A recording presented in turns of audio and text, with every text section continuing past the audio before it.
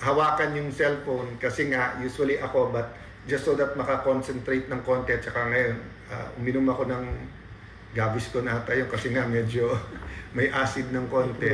And I still have a... So I know may nakikinig ng mga ka-dinner ko. Ayun na nga mga kababayan, ka-dinner, parang ano yan parang maganda ata ang standing natin sa Lunes. Palakpakan. Nako, mamaya na ho natin babaran yung interview na yan itong si Atty. Rowena Guanzon dito kay Kuya Boy. Unahin na ho muna natin ang pinaka-latest na video nitong si Senator Alan Peter Cayetano sa kanyang FB page. At pasadaan na din ho natin itong anticipated naman ho natin to para doon sa mga senador na bumoto dito kay Senator Alan Peter Cayetano para mapalitan itong si Tito Soto. Talagang gigipitin ho talaga sila ng administrasyon na to. Kung ako sa inyo, dito kay Senator Joel Villanueva, dito kay Senator Jinggoy Estrada, dito kay Senator Chis Escudero, magano na kayo, magkaisa na kayo. Hindi kayo titigilan yan. Sa manwala kayo siya hindi. Matatapos na lang ang termino nitong mga bangag na to, talagang babanatan at babanatan pa kayo ng mga yan. Yung mga kung ano-anong aligasyon, kung ano-anong akusasyon. Ngayon, ito na naman Senator Chis Escudero naman binabanatan nila. Sa like at sa subscribe, masaya na ho tayo dyan. Sa mga gusto sumali sa ating community, yung join button, nandiyan lang ho sa baba. Pag-usapan na ho natin na mabilisan itong di umanong pag-preach sa mga asset nitong si Senator Chis Escudero. Ito ang balita mga kababayan. Galing ho ito sa SMNI News Online. Ito, Ombudsman, pinag-aaralan na rin ang pagpapa-freeze sa asset ni Chis Escudero. Konektado ho yan sa leadership change at konektado ho yan sa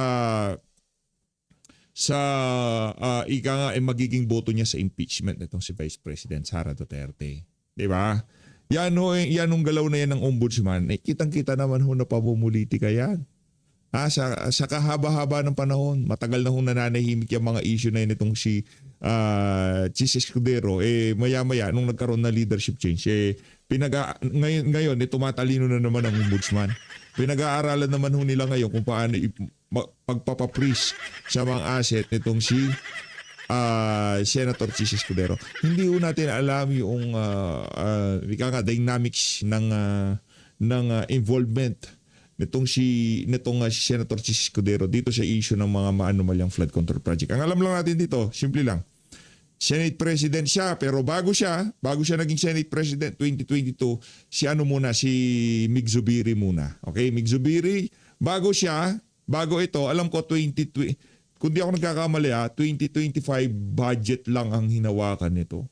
Kung di ako nagkakamali, 2025 budget lang ang hinawakan nito. Kundi 2025, noong ginawa yung 2025-2024, siya ho ang SP noong mga panahon na yon. Tapos 2025, papasok na dyan si Tuta Soto. Ibig sabihin, kung ini-implicate natin itong si Chis Escudero dito sa mga ma-animal flood control project dahil naging Senate President siya, okay? Kailangan din ho siguro natin silipin yung mga panahon na pinag-usapan yung mga program appropriation, insertion, o kung ano man tawag nila dyan sa mga kakurakutan na yan, bago naging Senate President itong si Chis Escudero. Kumbaga, doon lang tayo sa pagiging parehas. Hindi sa kung ano pa mga kadahilan. Hindi natin tayo naman dito sa PH. Wala ho tayong pakialam kahit mabulok sa kulungan niya si Chis Escudero. Pero dapat, hindi gamitin yung pagiging Senate President niya, yung pag-demolish sa kanya sa social media, pag-implicate sa kanya noong mga binigyan ng yung mga ginawaran ng witness protection program, ganito na ang gagawin natin dito sa mga individual na to. Base dito sa post ng SMNI News Online, Asset Teaches, kumikilos na umano ang ombudsman para hilingin sa Anti-Money Laundering Council, AMLA, na i-freeze ang asset ni Chis Escudero ayon sa Ombudsman Boying Rimulya. Yun ang pinakalitis na balita dyan mga kapatid. Naasahan na ho natin yan. Wala nang bago dyan. Kumbaga, kung ako dito para sa akin, kung ako dito kay Chis Escudero, magkapatid na Villar, Senator Jinggoy Estrada, Senator Joel Villanueva, mag-usap-usap na kayo dahil hindi kayo tatantanan ng mga yan. Hindi kayo titigilan ng mga yan. Ano bang magagawa nyo para itigil nila yung panggigipit sa inyo na yan? Hindi matitigil yan. Umabot tayo doon sa punto ng botohan sa impeachment. Yan pa rin ang magiging issue nila dito sa mga senador na to. Kasi nga ginigipit sila para 'di ba, kung ano man ang maging desisyon nila diyan sa mga usapin na yan. Napakaraming usapin sa ating bansa. Sinasabi natin dito para sa ombudsman, hindi para hindi imbestigahan, hindi para hindi i-freeze ang asset nitong si Chisa Escudero. Kung tatrabaho tayo, dapat trabahuhin natin lahat. Kung sinasabi natin doon sa pagiging Senate President niya merong nangyaring kalokohan, bakit hindi natin silipin yung bago siya naging Senate President, yung kay Mig Zubiri? Diba? Bakit hindi natin pag-usapan yun? Bakit hindi natin pag-usapan yung pag-freeze sa asset nitong si Manuel Bunoan, Amena Pangandaman, Adrian Bersamin, Lucas Bersamin? Yan yung mga pangalan na ano pangalan to? Itong si Congressman Garjola. Diba? Yan yung mga malalaking pangalan na kung saan talagang di umano direktang nakinabang dito sa issue ng mga maanumalyang flood control project. Ngayon kung tututukan lang natin itong ilang mga individual, mababahiran naman ho na panggigipit yan sa ating mga kababayan. Ito hindi para criticize o para banatan ang ombudsman. Para maging hindi mabahiran. 'Di ba? Hindi mabahiran kasi 'yun ang magiging yan ang magiging basa ng ating mga kababayan. Ang susunod nila niyan, Senator Jinggoy, Senator Joel, magkapatid na Villar. Di ba? Tapos itong si Senator Rodante Mercoleta, yung 50 million. Lahat ho yan mga kababayan. Kaya kung sa inyo, kung meron kayong estratehiya kung paano nyo sasagutin ito, ibibigay ang inyong panig sa sambayan ng Pilipino, mag-usap-usap na kayo. Dahil habang papalapit ang impeachment, papalapit ang paghahatol kay VP Sara, mas titindi pa ang mga ganitong klaseng galaw ng administrasyon itong si Marcos Jr. Ayun lang mga kababayan, rumekta ho tayo dito kay Sen. Alan Peter Cayetano. Okay. Praise God for this opportunity na magkakwentuhan tayo this afternoon. Praise God. So far po, kamusta ang inyong weekend, Facebook family? So it's been an action-packed week.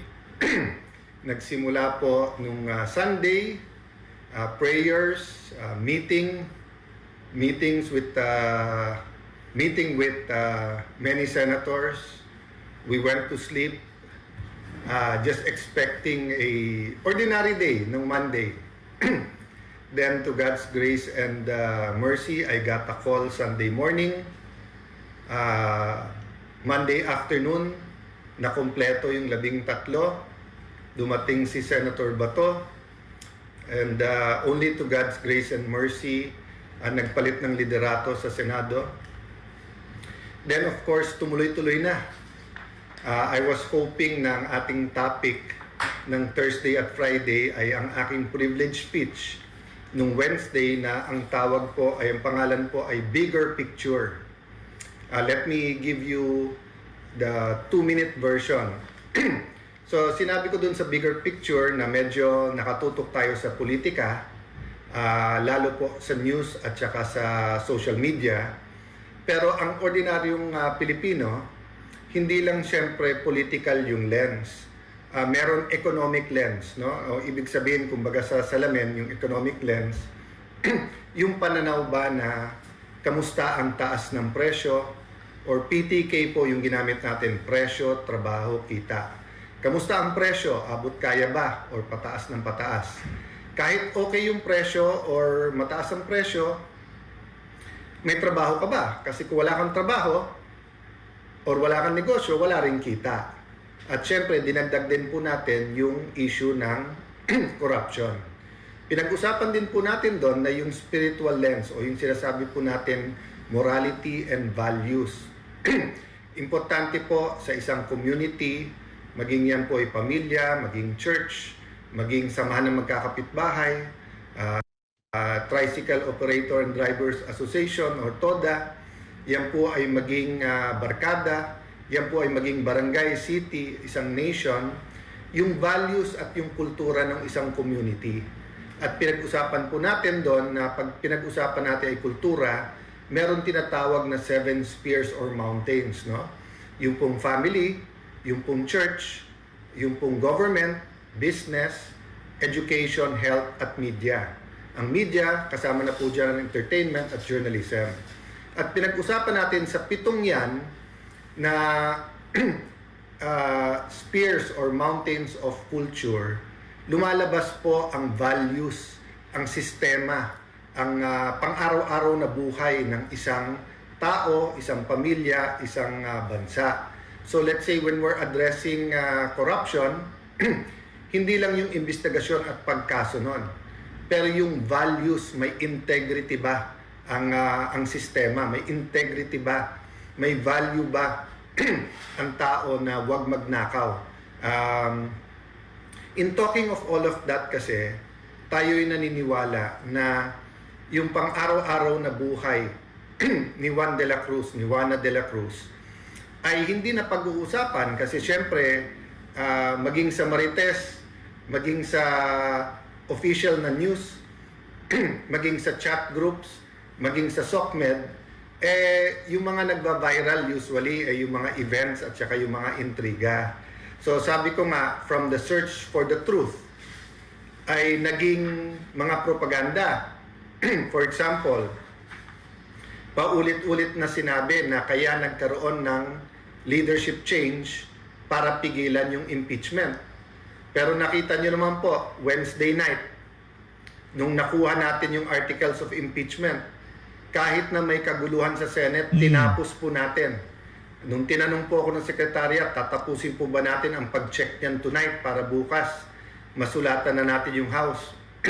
Nakiusap po ako sa kanila at sabi nila, sir, duty namin to. Despite po yung anxiety at yung trauma na nangyari dun sa barilan sa Senate. The next day, within 24 hours, pinadala na po natin sa House of Representatives, kasama sa sulat na yan, yung order na nasa order of business. Sa Monday, ang articles of impeachment at magko-convene na tayo bilang impeachment court. So ulitin ko lang po clarification number 1. Walang delay.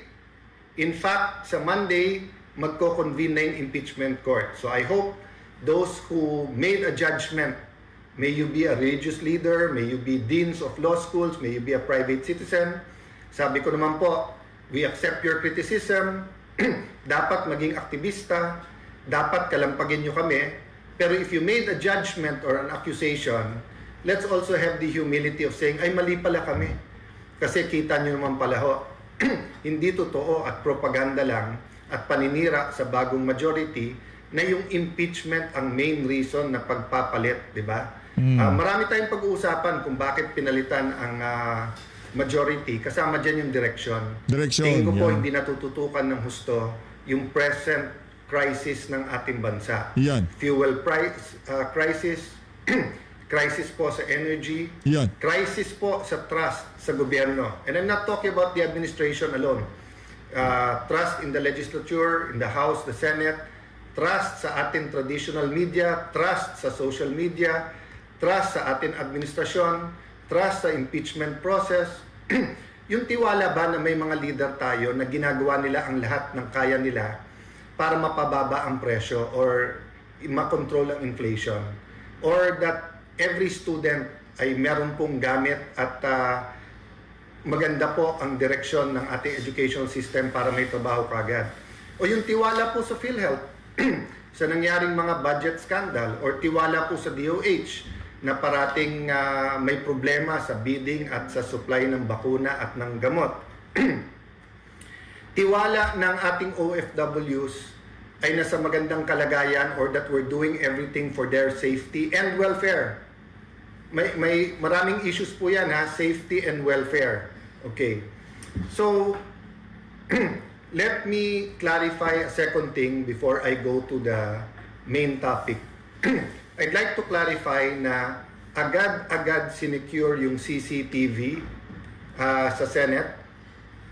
Marami pong theories, marami pong haka-haka, maraming nagpupush ng narrative, no? Isa sa unang sinabi sa akin ni Secretary Gilbert ni Secretary John Vic Remulla ay pagdating sa Senate, we will secure the Senate, we will make sure that everyone's safe. Sabi niya, Senate President, or kilala naman niya ako, so sabi niya, Alan, please make sure may access kami at na-secure yung CCTV. So as soon as I saw the Sergeant at Arms, sinabi ko na parating dito si Secretary Remulla, make sure that in front of them, makita nila yung CCTV, tapos may dalawang kopya. May kopya tayo, may kopya sila. Pangalawa ko sinabi po sa Sergeant at Arms, of course mabilis po to, so as far as I can recall, joint investigation to. Kailangan full transparency. Hindi pwede natin sabihin jurisdiction natin to, so tayo lang mag-iimbestiga. Klarong-klaro po yon na sinabi natin na to be transparent at naibigay ka agad to sa PNP at DILG. So sa lahat ng humihingi ng kopya, maging sa Office of the Ombudsman, maging sa NBI, I'll sort out the technicalities at legal later on kasi even yung sinabi ko kahapon na kung sinususpindi nyo ang aming Sergeant of Arms, I have to wait for the memo ng aming legal and to ask the other senators kasi may legal issue dyan. But ang sabi ko, to be fair, tandaan nyo na sa investigasyon, napaka-importante yung impartial. Kung walang credibility yung investigasyon, bali wala investigasyon. So paano mag-iimbestiga ang NBI kung sila mismo ang iniimbestigahan? Diba? Tandaan nyo po, paulit-ulit sinabi sa amin na wala sila sa aming premises at wala sila sa GSIS. Nangako din ang NBI na bibigyan kami ng kopya ng warrant at hindi naman kami binigyan ng kopya. So, hindi pa namin nakikita yung warrant. So, paano nila sasabihin sa amin na dapat ay dinetain namin si Senator Bato? Even assuming that we had the power to detain him. Number 3, they promised us an investigation dun sa mga nakipaghabulan na agents nila nung Monday. Hanggang ngayon, wala yon. But idadagdag ko lang, yesterday, sinabi po ng DOJ Secretary na alam nila ang pagkilos ng NBI nung Monday at Wednesday. So of course, that's the first time I heard na alam ng DOJ yung pagkilos. Then they announced mag-iimbestiga sila. Baliktad ata, you should be part of those being investigated. Kasi iniimbestigahan nga yung ginawa ng NBI. So kung alam nyo, ba't hindi kayo nagsalita? So, hindi yan ang topic ko ngayon hapon, but eto lang iwanan ko sa inyo. If you wanna be the good guys, or you wanna be the Vida, hindi pwedeng ikaw ito. Aray ko. If you wanna be the Vida. Yari, naloko na. Ayoko na sumigwi. Pero pagka merong sundot na ganun, napapasegway tayo eh. If you wanna be the Vida, huwag ka mag-vida-vida. Galaw lahat ng mga Remulla yan, SP. Alam mo yan? Si Vida, ano lang si Vida? Vida-vida kumbaga. Si Vida kaya nandiyan siya dahil sa mga Remulla. Period. Si Vida kaya siya linagay dyan dahil pwede siyang kontrolin ng mga Remulla. Period. Kaya nasa DOJ siya kasi kontrolado. Vida. Okay? So, klaro yun. Klaro. Hindi pwedeng sasabihin mo, mag-iimbestiga para malaman ang katotohanan, tapos ikaw pala yung dapat imbestigahan. Opo. That's precisely why I allowed the DILG and PNP kasi hindi naman pwedeng Senate lang ang mag-iimbestiga. Dapat malaman din nila. But one point lang, no, may napanood ako, I hope that wasn't AI. I know that reporter or news anchor sa isang radio station, tinanong niya si General Aberin, isang kilalang general with integrity na sa labas, tinanong na, Sir, kung ito ay isang residence at may warrant of arrest ka, sigurado, pinasok nyo na yung residence na yon. Hindi nga department ng gobyerno ang Senado. Ito ay isang branch of government. There are 3 branches of government. Executive, legislative, and judicial. sige nga, subukan nyo na armado kayo, pumunta kayo sa DOJ, tapos paalisin kayo ng Lunes. Sabihin nyo, wala kayong agent doon. Balikan nyo ng Wednesday na meron kayo, tactical gear kayo at may dala kayong mahabang barel. Tignan po natin kung masaserve nyo basta doon sa loob o kung yung marshals nila ay kikilos. Or pumunta kayo na Malacanang. Huwag nyo na sabihin presidente, sabihin nyo may isang official sa Malacanang na magsaserve kayo ng warrant. Sa Malacanang gawin, hindi kayo mag-coordinate sa Office of the Executive Secretary or sa PSG. Tignan natin kung hindi magkaputukan doon o hindi magkaroon ng warning shot, di ba?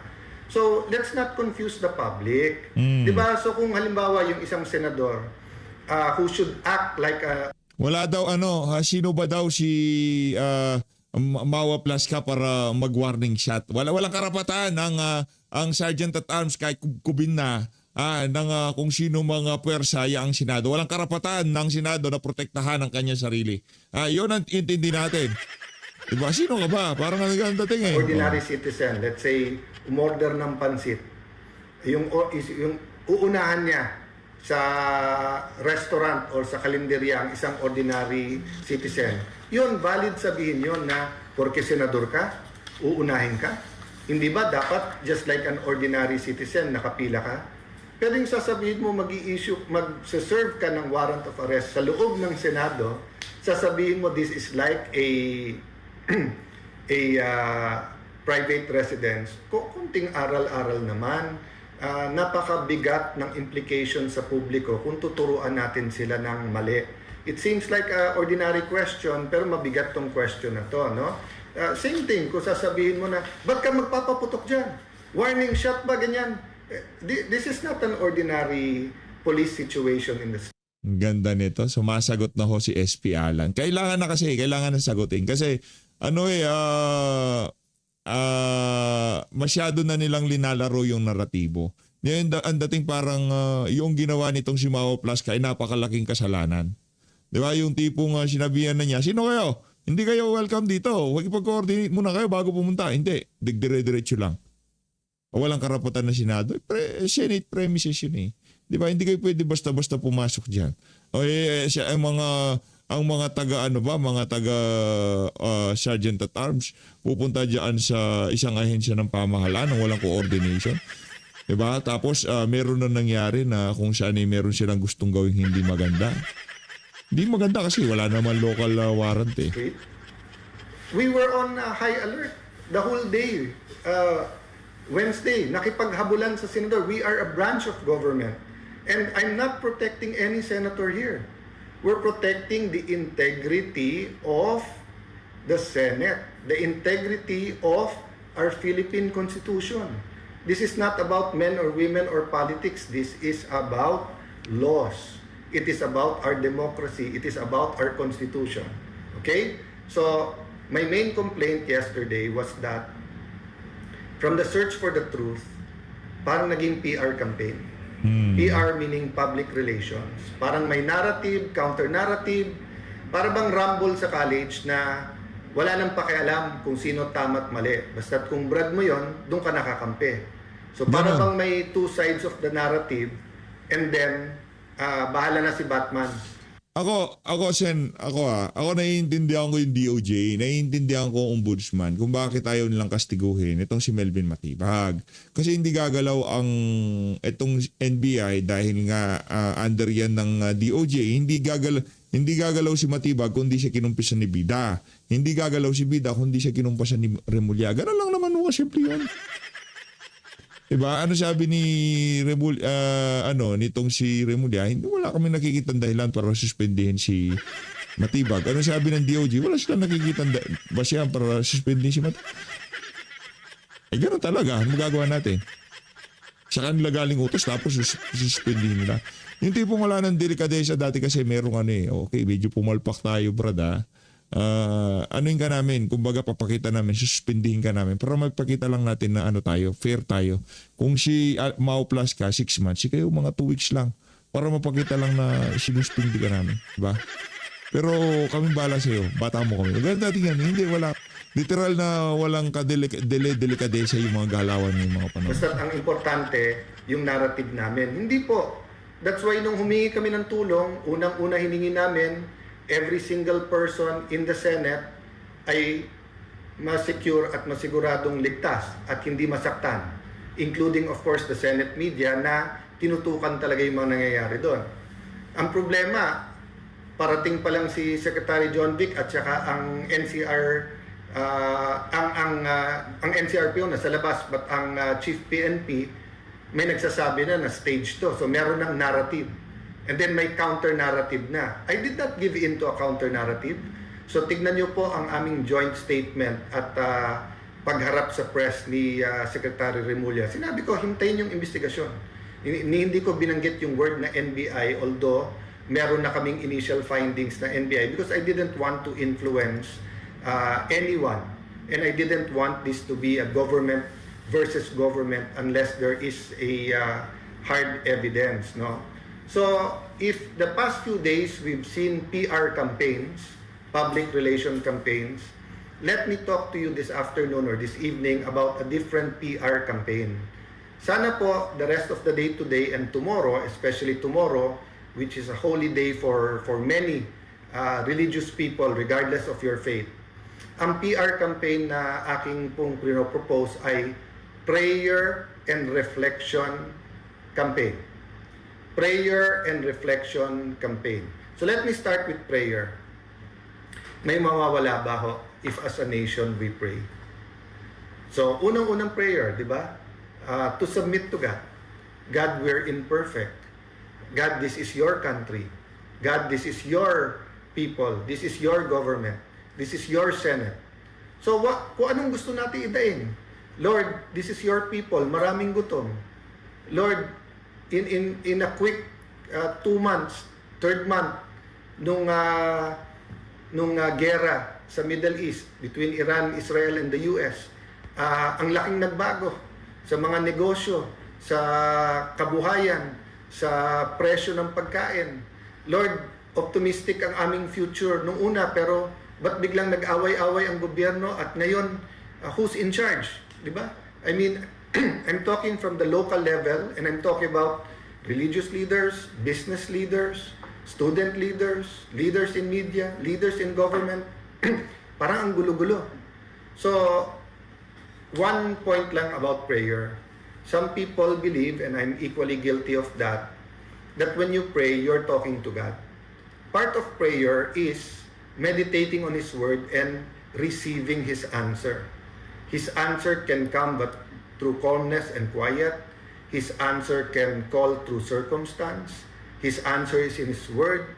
His answer can come from visions. Diba? Ang point ko lang po, hindi to parang, Mami, Daddy, gusto ko ng kotse. Mami, Daddy, gutom na ako, kain tayo sa labas. Hindi po ganun eh. Papa, Mama, Mother's Day, kain tayo sa labas. Yes or no? Hindi po. You have to be still and quiet and also listen. Why reflect? So, I've gotten very good compliments. I've also read very unreasonable demands, including sa resignation ko. But let me ask you, may mawawala bang I'll reflect on it? May mawawala ba I'll look back last Sunday, Monday, Tuesday, lalo na Wednesday, what happened? Could I have done better? Did I do my best? Was I there for other people? Am I fully protecting the institution, or was I also a little bit political? Did I open up enough the Senate to an investigation? Tandaan nyo po, balanse yun. Ha? If I have to protect the Senate, so hindi ka pwedeng totally mag-surrender na bahala na kayong lahat mag-imbestiga. It is a branch of government. We have to protect the integrity of the Senate. On the other hand, we have to make sure it's independent, transparent, believable, credible. So, I also criticize yung iba kong mga kasama kasi una, hindi kami nakarinig na buhay pa ba kayo, kamusta kayo. Then pangalawa, ang criticize at yung ginamit na po na na narrative is political. Having said that, may mawawala ba for me to check tama ba yung mga sinabi ko about them? If I were in their position, ano bang iisipin ko, di ba?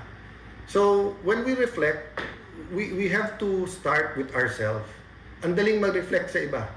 madaling mag-reflect sa kalaban mo, sa kabilang grupo, sa maling ginawa ng executive, maling ginawa ng but what about yourself? No? So I'll be doing that. Yes, I'll be meeting some senators. I'll be preparing for Monday. We'll be doing a lot of things. I'll have a little bit of a family time. I'll try to get some rest. Medyo, alam nyo, pagod, konting acid. I've been having medyo dry din yung mouth. I think because nga, pagka may antihistamine, aside from anti-asthma, pag natutulog, nakaka-dry din ang mouth. So, there's many things. We're all human, di ba? But we're all created in God's image and nature. And I want to read this verse, John 1:4. I have no greater joy than to hear that my children are walking in truth. Napakagandang verse, di ba? Sabi niya, I have no greater joy than to hear that my children are walking in truth. So hindi sinabi dito, I have no greater joy than to hear the Soto group being the majority in the Senate. Hindi sinabi dito, I have no greater joy than Cayetano replacing Soto.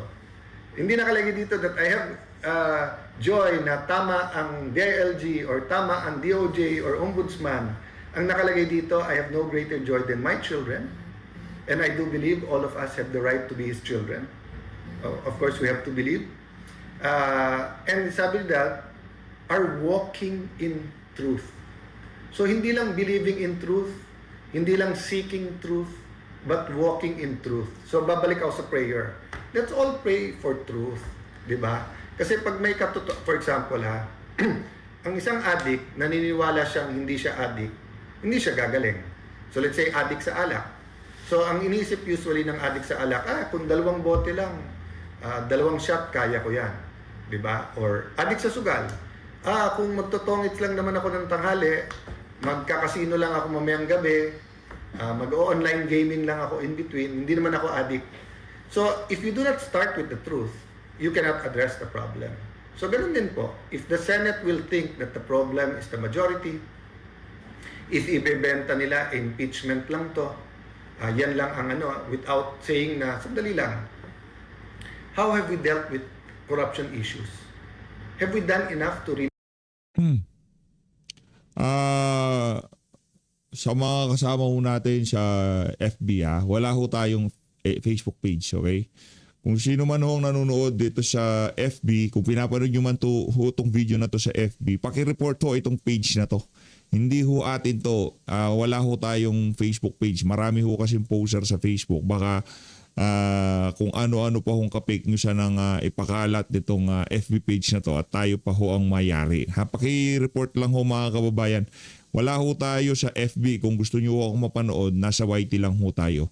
Paki-report ho itong kung ano ho, i-report sabay block nyo na rin ho mga kababayan. Itong PH update. Wala ho tayong FB.